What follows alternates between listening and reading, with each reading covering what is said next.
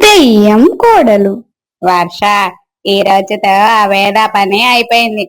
దాన్ని మనుషుల చేత చంపేసి బొచ్చి పెట్టాను. ఇంకా మీ అన్నయ్యకు ఆ లక్ష్మికి ఇచ్చి పెళ్లి చేస్తాను. ఆ మాటలు విన్న వర్ష, అమ్మా, ఏం తెలియని అమాయకురాల్ని చంపించావా? అమ్మా, నీకసలు మనసాక్షి లేదు. భగవంతుడు దీన్ని ఊరికే చూస్తూ ఉండడమ్మా. ఆ మాటలు వింటూనే శకుంతల చాలా కోపంగా ఆమె వైపు చూస్తుంది. తను ఏం మాట్లాడకుండా తన గదిలోకి వెళ్లి పడుకుంటుంది. ఇంతలో తన ప్రక్కన ఎవరో ఉన్నట్లు అనిపిస్తుంది. అది ఎవరో కాదు, తన కోడలు వేద దెయ్యంగా మారి తల పక్కనే ఉంటుంది. శకుంతల ఒక్కసారిగా నిద్రలేచి చూస్తుంది. నవ్వుతూ వేద కనబడుతుంది. తను ఇప్పుడు దెయ్యం.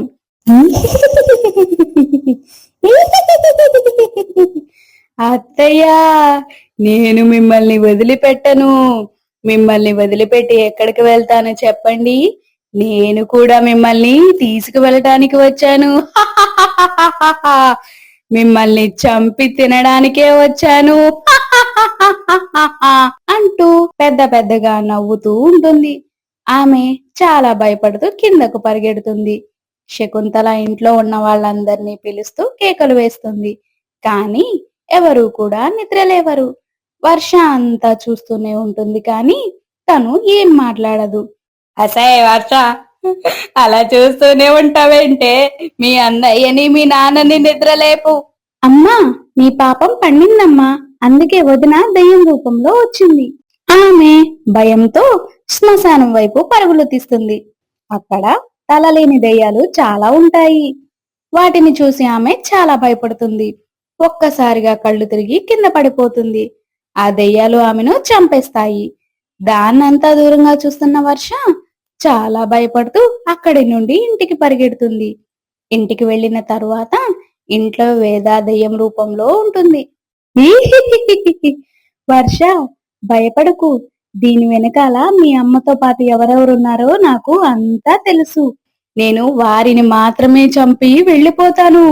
నువ్వు నాకు ఒక సహాయం చెయ్యి. వర్ష భయపడుతూ, చెప్పు, నేను ఏం చెయ్యాలో? మీ అన్నయ్యకు లక్ష్మికి రేపు పెళ్లి జరగబోతుంది.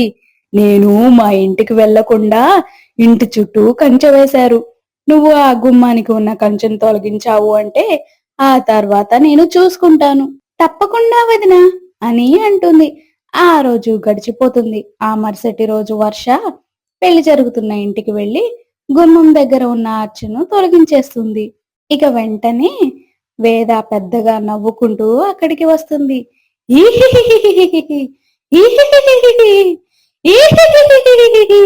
అక్కడికి వచ్చిన జనం అందరూ భయపడుతూ ఉంటారు. వేద వెంటనే లక్ష్మి వాళ్ళ తండ్రిని పట్టుకొని చంపేస్తుంది. లక్ష్మిని పట్టుకొని చంపేస్తుంది. అక్కడ ఏం జరుగుతుందో అసలుకు ఎవరికి ఏమీ అర్థం కాదు. అందరూ భయపడుతూ ఉంటారు. గతం మర్చిపోయిన మల్లేష్ ని చూసి ఏడుస్తూ, ఏమండి, ఒక్కసారి నన్ను చూడండి, ఏమండి, ఒక్కసారి నన్ను చూడండి అంటూ అరుస్తూ ఉంటుంది. అతనికి గతం గుర్తు వచ్చేలాగా ప్రయత్నం చేస్తూ ఉంటుంది. చాలా సమయం తర్వాత అతనికి గతం గుర్తొస్తుంది. ఎదురుగా దెయ్యం రూపంలో ఉన్న వేదన చూసి చాలా భయపడుతూ ఉంటాడు మల్లేష్. అన్నయ్య, నువ్వింకా కంగారు పడొద్దు. తను వదిన మా అమ్మ వల్ల చనిపోయింది. ఆ మాట వినగానే అతను పెద్దగా ఏడుస్తూ, అయ్యో భగవంతుడా, అసలేం జరిగింది వేద నీకు అంటూ ఏడుస్తూ ఉంటాడు. అప్పుడు వేద, ఏమండి, సరిగ్గా 3 నెలల క్రితం మనకు పెళ్లి జరిగిందా? అప్పటి నుండి అత్తగారు నన్ను సరిగ్గా చూసుకోవడం లేదు. ఆ విషయం నేను మీకు చెప్పలేదు. ఒకరోజు నిద్రపోతున్న మీకు అత్తగారు, ఈ లక్ష్మి, వాళ్ళ నాన్న ముగ్గురు కలిసి ఏదో మందును ఇచ్చారు. ఆ రోజు నుంచి మీరు వింత వింతగా ప్రవర్తించడం మొదలు పెట్టారు. ఇదంతా నాకు తెలియదు కదా.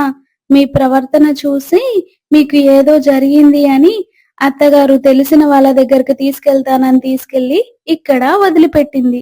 ఆ రోజు నుండి నాకు నరకం చూపిస్తూనే ఉంది. ఆ నరకాన్ని నేను భరిస్తూనే ఉన్నాను.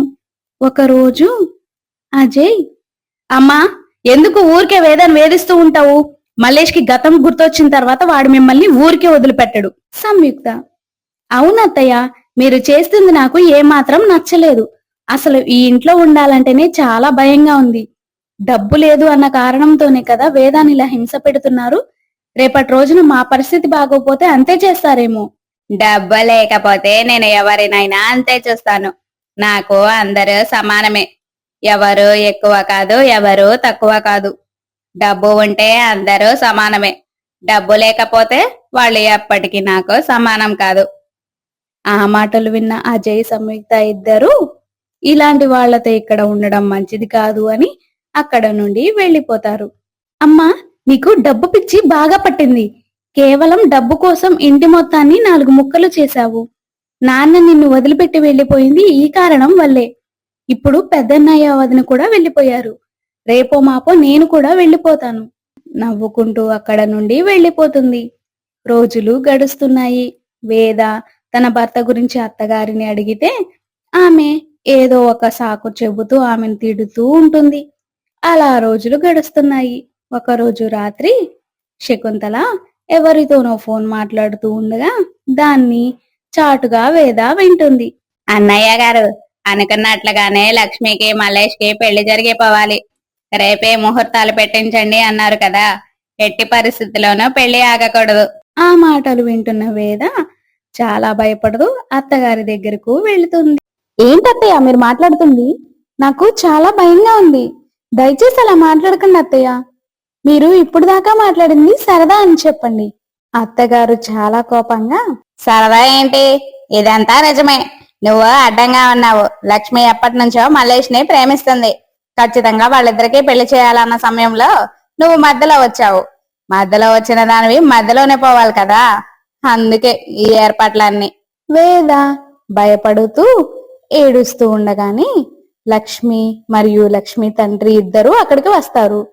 వాళ్ళిద్దరూ ఆమెను పట్టుకొని బలవంతంగా ఆమెను చంపి శ్మశానంలో పూడ్చిపెడతారు అంటూ జరిగిన విషయం అంతా చెప్పి ఏడుస్తుంది. నేను ఇప్పుడు కేవలం వాళ్ళ మీద పగ తీర్చుకోవడానికి రాలేదు.